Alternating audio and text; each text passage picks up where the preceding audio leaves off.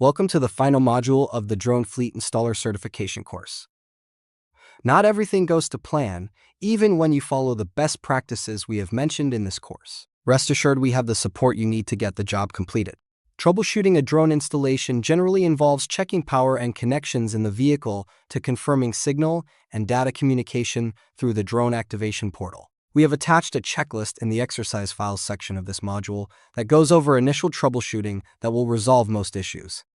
In the event things still are not going accordingly, our support team is there to help. Simply calling in to our toll-free number will get you in touch with agents to help resolve any issues. Being prepared in the vehicle with details including device serial number, vehicle details, install type, and the issue you are facing, along with the steps already taken to resolve the issue, will expedite the process. Our team is available Monday to Friday from 6 a.m. to 5 p.m. Pacific Time.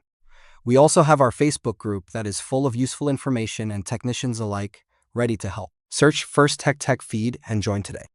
Next, Doug will go through the activation process of drone modules.